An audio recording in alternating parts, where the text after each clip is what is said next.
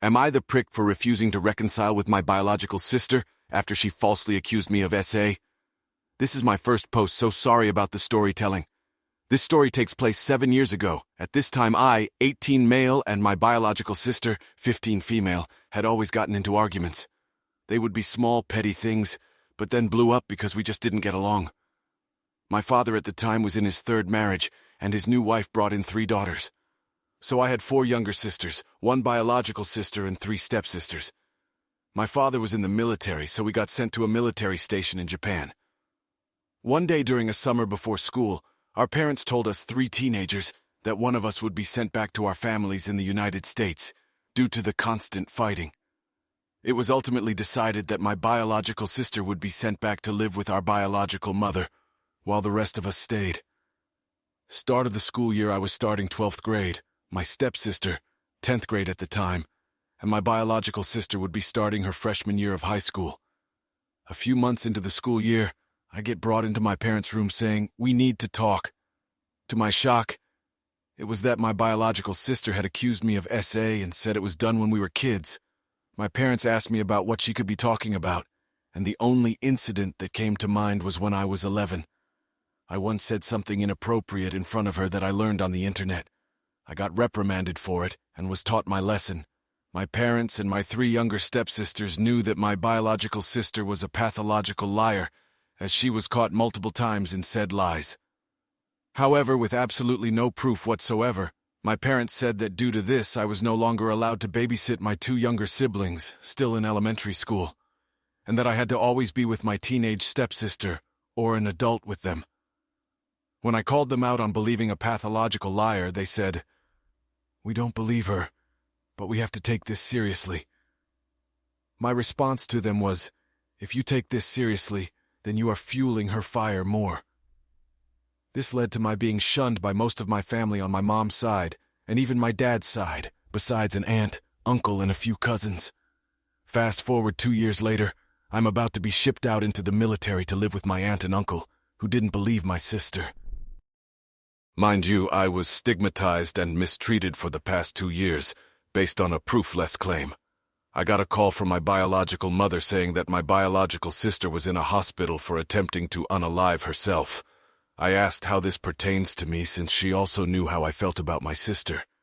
And she said that, with her recovering from the incident, the truth came out that she fabricated the SA. In one of her therapy sessions, she let it slip that she made it up so that she wouldn't have to move back with our mother. Apparently she didn't hate her. She just wanted to stay with her stepsisters. And I was just a disposable extra. Immediately my mother apologized to me and said that my sister's reasoning was that he seemed too happy over there. I thought nothing of it and accepted my mother's apology. Fast forward to today, where I am now 25. I've moved on with my life but still have not forgiven her nor plan to. I've served almost 6 years in the military, and most of my family has tried to or did apologize for everything that happened with my sister, and even claimed they didn't believe her for a second. My same family keeps on asking if I would ever sit down with her to talk it out, and I always refuse, saying I love her as a sister, but will never like her as a person. She has told family that she's willing to patch things up to me if I apologize to her about the situation, and I outright laughed and said, "Hell no." My family keeps on hounding me that she's my only real sibling, but I have 3 younger sisters, my stepsisters, who still view me as their older brother with no issues. And I am now uncle to my sister's new son. I don't want or feel that I have any obligations to sit down with her to fix things because of the seriousness of her actions. But my family is saying that I should mend things since that is my blood, and blood is family. Am I the prick for not wanting to reconcile with my biological sister after she falsely accused me of SA?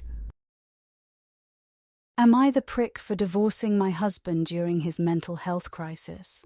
I, 38 female and husband 38 male, have been married since 2009. We have a preteen daughter.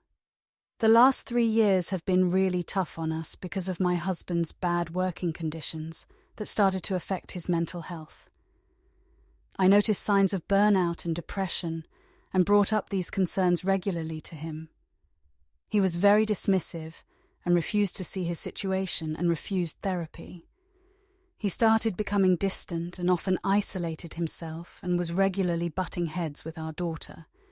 He eventually told me that he had met a woman at work.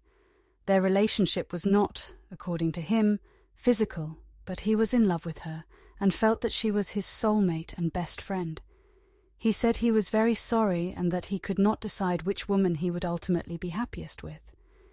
He spoke out about this at home whilst I was having the toughest time of my life. I cried alone over my dreams and plans, everything we had together. He also told me that in order to clear his head, he would need to leave the house and spend some time on his own.